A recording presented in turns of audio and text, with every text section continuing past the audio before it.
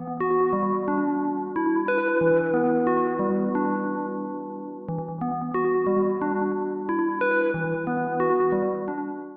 pilots and welcome to another excellent video brought to you by Out of Arc Gaming. As always, my name is Phil.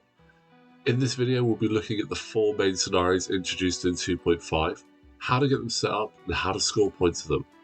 We'll not be covering how to win them because firstly, as you've already seen, I don't win many, and secondly, there is so many variables based on what you and your opponent are flying and most of all the dice. Now all scenarios are played to 20 points, and once a player reaches 20 points the game will end at the end of that full turn. Be aware though that if you reach 20 points it's not over and your opponent may outscore you through objectives, so be mindful of the state of play in the last turn of the game. The game will automatically end if you reach the end of turn 12, or if you're playing a timed game and the timer has run out during a turn. In this instance the player with the most points will win.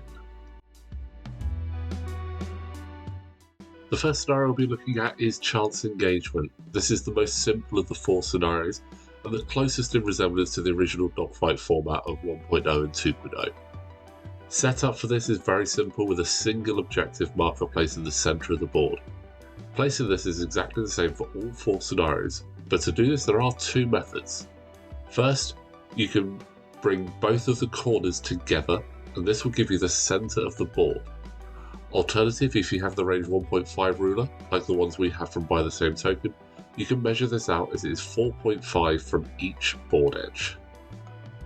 Once this is placed, continue setting up obstacles, however, the obstacle cannot be overlapping the objective and your ships in initiative order as you always have. To score in this scenario, you must have, after round 2, at least 1 ship at range 2 of the centre objective. If you manage this, then you'll score 1 point. If both players have a ship at range 2, or 2 points if you're the only player with ships at range 2. Additionally, this is the only scenario where you will score half points rounded down for the ship's points value for reducing a ship to half its total health, and full ship value points for destroying the ship. Now in this example, the Empire has the tie advance within range 2 of the centre objective, but the Rebel player does not. So the Empire will score 2 points this turn, while the Rebels will score nothing. In this example, all ships are at range 2 of the centre objective and will score each player 1 point at the end of the turn. Scenario points will take some time to build up in this format, hence half point scoring is available for damaging your opponent's ships.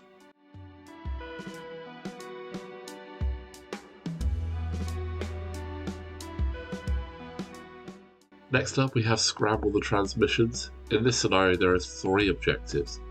Objective 1 is placed in the centre of the board exactly like Chance Engagement. The next 2 are placed, 1 each by the players, with each objective being placed at range 3 of the centre objective and between range 2 and 4 of their opponent's board edge. Once players continue to place obstacles and ships in initiative order, again with no obstacle overlapping an objective. To score points in this scenario, you will need to complete the scenario action.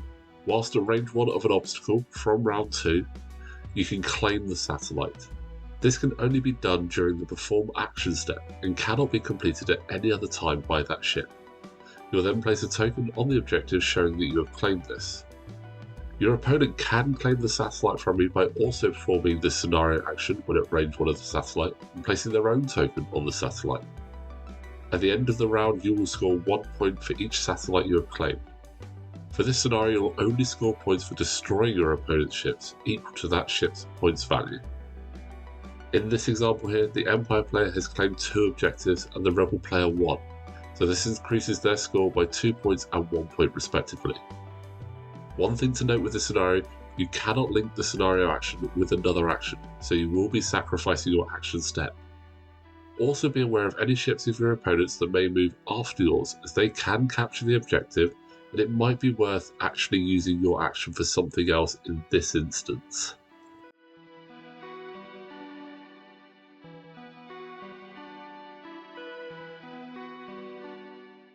Next up we'll look at Assault the Satellite Array. For this mission you'll have 5 objectives. As with all missions, place the first objective in the centre of the board. Then starting with player 1, you'll place 4 more objectives, with the first objective being placed at range 3 of the centre objective and at range 2 to 4 of their own board edge. The second player will repeat this. For the final two objectives, these should be placed at range 3 of the centre objective and at range 2 to 4 of your opponent's board edge. Once these are placed, set up the obstacles and ships as per normal. Scoring in this mission is done by having more ships at range 1 of each objective than your opponent. If you have the same amount of ships at an objective, no player will score that objective. For this, small ships count as 1 ship, while medium and large base ships will count as 2. Again, you'll score points for destroying your opponent's ships equal to the ship's points value. In this example, the Empire will score the bottom right and middle objective, as they are the only player with ships at range 1 of these objectives. Scum will score the bottom left, as they are the only player with ships in range of that objective. The top objective, however, has 2 ships at range 1. The Scum have a Kirax and the Empire has the Lambda. As the Lambda is a large base ship, it counts as 2 ships. Thus, the Empire will claim this, meaning at the end of the round they'll score 3 points and Scum will score 1. In this example, the Empire will once again claim the bottom left objective with only 1 ship at range. In the bottom right corner there are 2 small base ships, so neither player will score here as it is contested. In the centre, the Empire has a Lambda, 2 ship points worth, and Scum have the Skurg and the Fangfighter. That's 3 total ship points. So Scum will claim this one for 1 scenario point at the end of the turn, meaning that the Empire scores 1 and Scum score 2 in this example.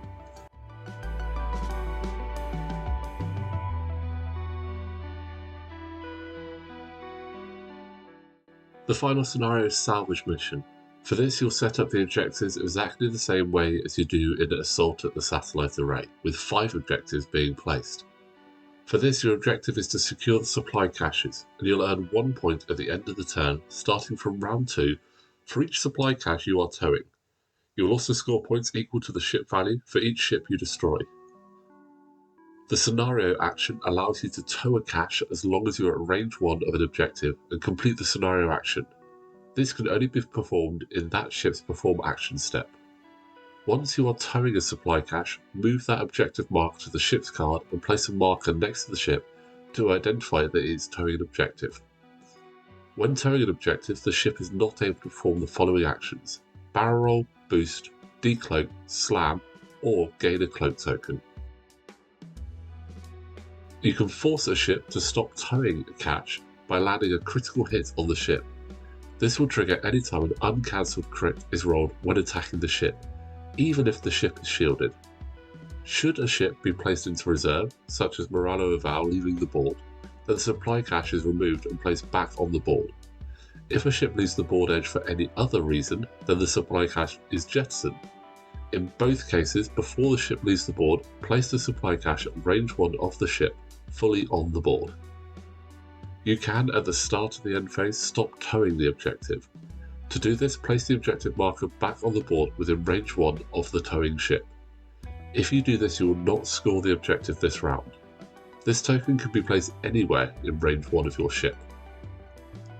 In the example on screen, the Scum player has 1 objective and the Rebel player has 2 objectives, so this will score 2 points for the Rebels and 1 for Scum. And there we go, that is all 4 of the current missions for X-Wing Miniatures. Do let us know in the comments which mission you like the most and which you try to avoid where possible. Also, feel free to pop any tips for the scenarios below, as this can be very helpful to new and old players.